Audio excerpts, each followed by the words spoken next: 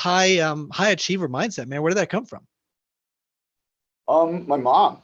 So my mom's like a superhero, you know. She's the everyday superhero though. She's not, flying around at night fighting crime or anything. But my mom was just just a beacon of support and love. And no matter what the situation was that we were faced with, I can't look back even one time in my childhood and see where I like felt hard done by or felt like I was missing out or that I was like quote unquote poor or like anything I never had those feelings or thoughts at any time.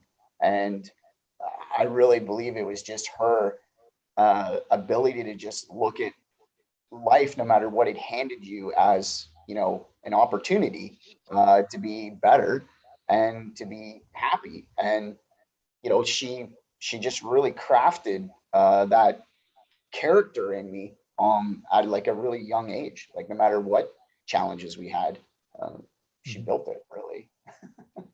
That's incredible. And so like, with that, what, obviously you remember those specific stories where, okay, you realize you didn't have much and negative 20 degree, you had a boat, go down there. I mean, that's incredible story. Were you ever made fun of? Was that also, I mean, what was your driving force? Cause I know your mom was that driving force as well. And was that just always like in your nature, just because she's been able to like develop that right mindset, or what did that look like? Um, I think some. I think you develop resiliency, right? Mhm. Because situations aren't, even though like she approached them, like when she would climb underneath the trailer with the torch, right, and like follow the pipes because she had all these treble lights. I don't know if you know what treble lights are. They're like they used to use Mhm. in mechanic shops, like a light bulb in it with a cage around it. She had them all hanging underneath the trailer to try to keep it warm under there, and like bats of insulation kicked around. And she would have to thaw them out, but like she would come up from underneath there, and I'd be playing or whatever, right? And she just kind of go right into play. And I think as a child, I could see that it was hard. I actually remember one particular time coming into the kitchen and like just, I don't think she realized I got up earlier than normal. And I remember walking into the kitchen and she was just like on her knees in the kitchen and she was bawling. And I was just like, what's Wow. wrong? And she's like, oh, nothing. It's okay. So I saw it, right? Like I saw the struggle. So I think I knew intuitively like that you needed resiliency. Um, but she always surrounded me with that, like you can do it. Even though I saw resiliency in her, the way she handled situations, I saw the resiliency, right? And So I see, think I built yeah. And I appreciate you saying that, because it's so interesting. I think, definitely kids, they don't do what you say, they do what you do, right? And you saw how she obviously corresponded with those circumstances, and she just kept pushing through. So when you're, being raised, okay, what were some distinct, areas of or stories of your life that you realize, hey, instead of just cowering like all your other classmates, you just kept pushing through? When did you really, like, when was that deciding point? When did you realize that, wow, I got this, I'm different? um I don't know if I ever really did notice it.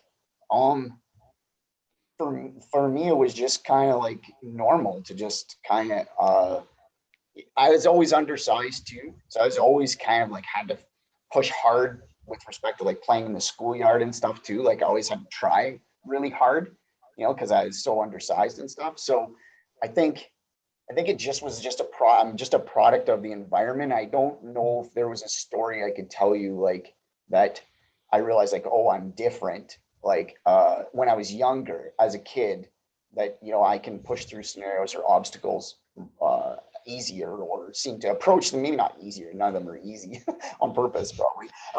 I mean, I I just my viewpoint towards them was different, and I don't know if I noticed as a kid. As a parent and an adult, I do. I notice it now. I notice looking around and seeing the way people handle stress. Um, like I notice I have a different skill set. But as a kid, I'm not sure I really saw it. Mhm. Well, let's talk about that then. So now that you're kind of analyzing it, um, what are some attributes that you realize, okay, I can handle stress, or I can develop, or I can keep it? What does that look like? Because obviously being an Olympian, right, that takes high intense focus, and it takes a lot of energy as well as a lot of discipline. And so, that's where I like to get to the root of. It's like, now that you kind of sit there and realize, okay, you know what it takes to be that high performer. Um, what is that there? So just to be clear, so I've been just to back up on that. So in my professional career, I've worked as a strength conditioning coach in Canada for 20 years now. So and in that time frame, I've managed to be a strength conditioning coach for 3 different Olympians for Canada that achieved gold medals. And that's in regular Olympics. And I've also been the head of our Special Olympics Canada powerlifting team, a member of the coaching team there, and achieved, I think 13 gold medals through the powerlifting team in Abu Dhabi in 2019. So, so I've been a coach in an environment where you've had to develop people to a point where they're the best in the world at something. And I guess what you have to bring every day to be that person, you have to bring a growth mentality, like every single day.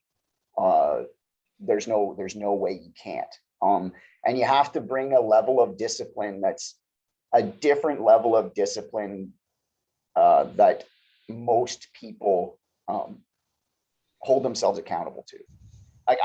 So in athletics, I also actually, which is kind of crazy. So after I met you online, right? I bumped into you and I realized you're like Columbus, Ohio. So what's kind of insane about this whole entire thing is Nick Foligno, who used to be the captain of the Columbus Blue Jackets, is my best friend. And he was like my first like real deal, like strength conditioning professional client. And he actually were partners on this phys ed education platform together. And I'm like, oh my God, you're in Columbus, Ohio. So your listeners are being like, That's awesome. holy geez. So but if I can use Nick as a story, right? Nick was 16 years old when I became a strength conditioning coach. And, he had to give up stuff, right? Like his dad and I talked about, his dad's Mike Foligno, is a famous NHL hockey player too. And like his dad and I talked about like, okay, like he's on a different trajectory. We knew he was different. We knew he had the skills to do, to succeed as a high level athlete. So we had to put him in an environment that demanded that of him. So like his workouts were purposely scheduled at 7 a.m. So he couldn't go out with his friends at night, right? He had to go to bed. And he was 16 years old, right? Like you gotta, when they say sacrifice, like there's a sacrifice, like you give up a lot, right? To be able to do what it takes to get there. And it's not the workout part. Like, you need some genetics. Everybody can work out, train very hard and reach a really fantastic physical state. You need genetics to make it to like an elite level. But it's the sacrifices I feel like around it that you need to be willing to make in order to get, to the top.